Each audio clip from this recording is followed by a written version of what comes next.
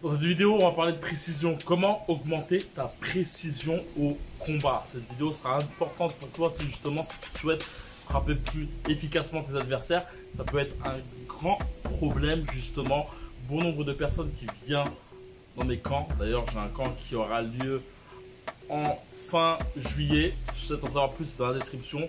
Un autre aussi en octobre.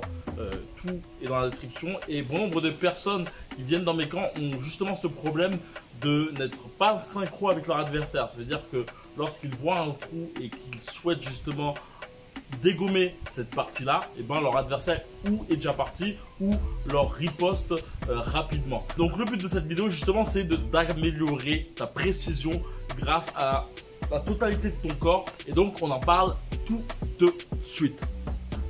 Le premier point à améliorer justement, c'est augmenter ta précision, c'est le timing. Une chose très importante, c'est ça qui permettra justement de pouvoir toucher ton adversaire à temps. Comme j'ai pu le dire, bon nombre de personnes qui viennent dans le camp, justement, disaient qu'ils ont une difficulté justement à pouvoir frapper efficacement sans que leur adversaire parte en même temps. Donc les trucs que je peux te donner pour augmenter ton timing, c'est avant tout, et je te conseille regarder une vidéo de Nonito Donner qui est pour moi un très grand exemple de cela, c'est voir vraiment tes pieds comme des frères jumeaux.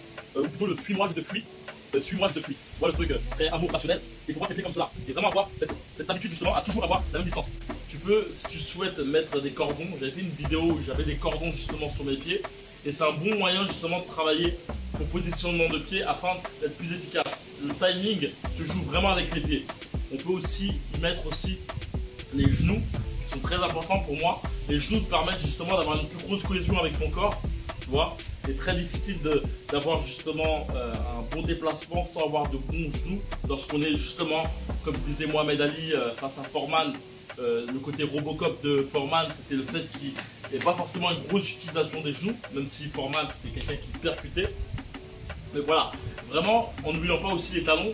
Et l'ajout de tout ça te permettra vraiment d'être plus efficace. Surtout le fait par exemple de prendre un coup, de contre-attaquer et bam, tu vois, le fait de l'absorber le coup et de frapper. Tous ces trucs te permettent aussi d'avoir une bonne cohésion avec ton adversaire. Il faut vraiment voir ta boxe comme quelque chose de fluidité et t'habituer justement à toujours être à distance de ta distance de frappe. Avec le truc aussi que tu pourrais travailler, c'est vraiment t'habituer à toujours être dans une distance, tu vois. C'est-à-dire que quand ton adversaire recule, pareil pour tes pas, avance, recule, avance, recule. Lorsqu'il va là, tu recules.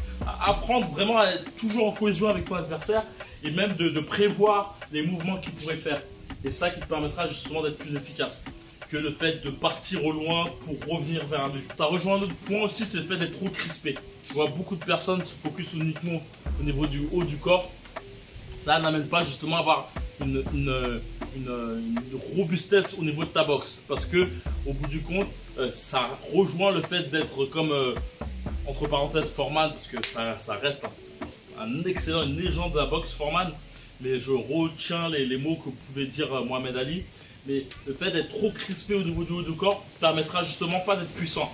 Parce que tout l'afflux nerveux que tu auras au niveau du haut du corps, et ben, tu vas le sentir justement d'une part via ta dépense énergétique et d'autre part via le fait que tu auras moins de coups d'œil. Plus tu seras crispé au niveau du haut du corps et moins justement ton champ visuel sera ouvert.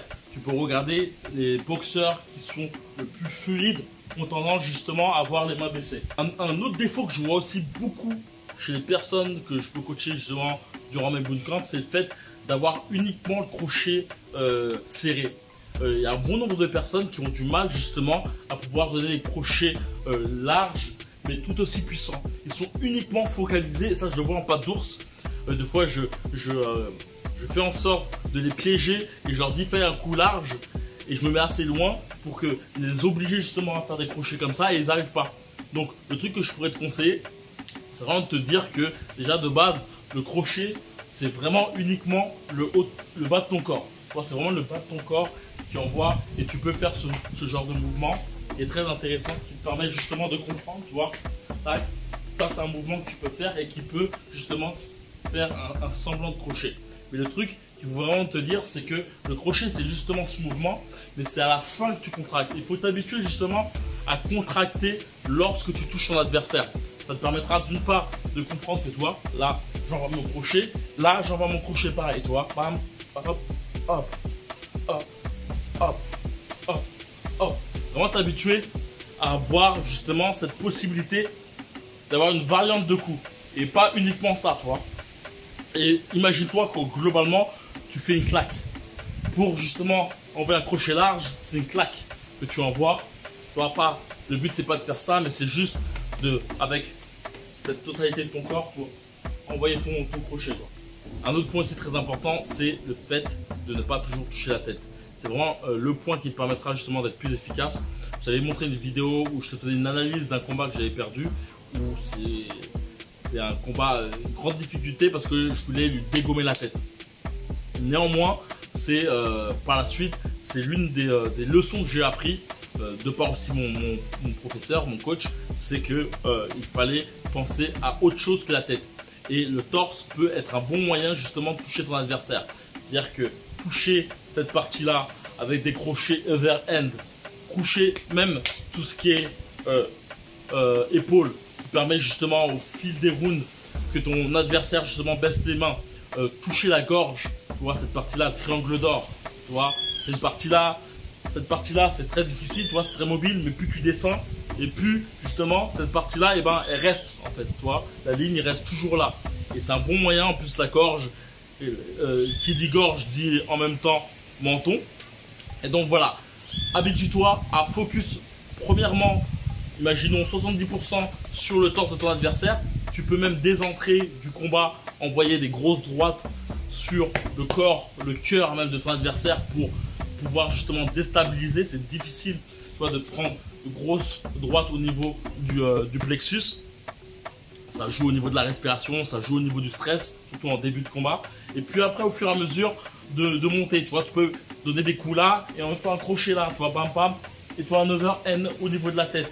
Et plus tu vois justement, d'une part, ça te permettra de comprendre à ton adversaire que globalement, eh ben, tu peux le toucher, même si malgré le fait qu'il bouge comme il le souhaite. Et puis au fur et à mesure, psychologiquement, ça joue et tu peux par la suite augmenter, mettre 70% justement de tes coups plus à la tête et le reste au corps.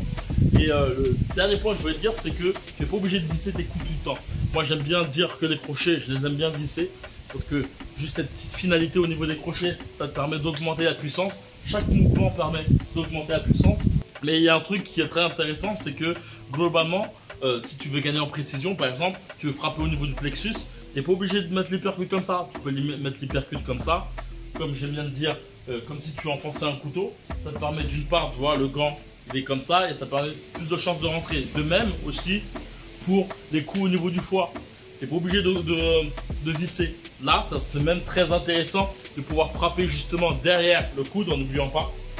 Ça peut t'aider aussi justement à pouvoir ramener le coude à ce niveau-là et pouvoir frapper. Bien sûr, si ton adversaire a les pieds comme ça, a les poings comme ça, tu peux visser complètement, mais ça reste toujours efficace. D'ailleurs, très important aussi, c'est tout au niveau des crochets, quoi.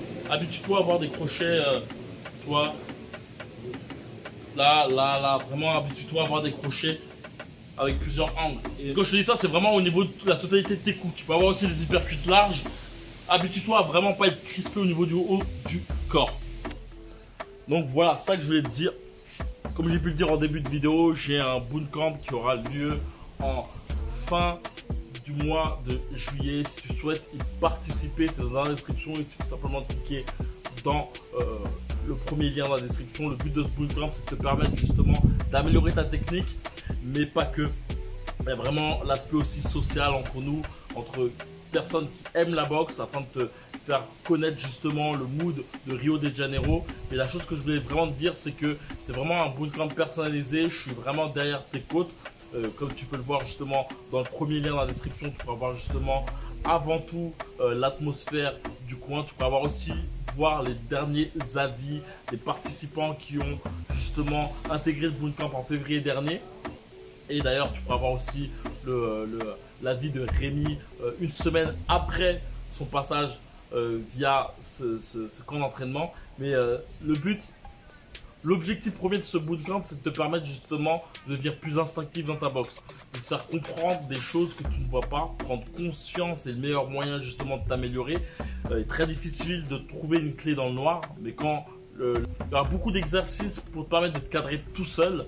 Afin de te permettre justement de vraiment ancrer toutes les bonnes habitudes de positionnement afin, c'est vraiment une affaire de cognitif, une affaire cérébrale, afin de te permettre justement de frapper avec la totalité de ton corps et surtout de te permettre justement d'être mobile et ça joue, comme j'ai dit, avec la précision. Cela te permettra justement d'être plus fluide, d'être plus instinctif dans ta boxe. Donc, si tu souhaites justement te servir de tes grandes vacances pour pouvoir améliorer ta technique, comme j'ai dit, c'est dans la description. Il suffit simplement de cliquer, passer ton meilleur lien par la suite. Tu auras une vidéo de présentation du Bootcamp, Rio de Janeiro, la splendeur de cette ville.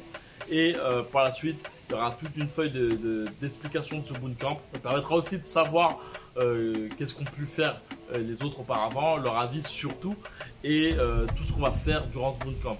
Donc comme j'ai pu le dire, c'est dans la description, il suffit simplement de cliquer dans le premier lien. Tu recevras aussi une formation quand tu prendras justement des news par rapport à ce Bootcamp. Et comme j'aime bien le dire, que la boxe est avec toi. Ciao.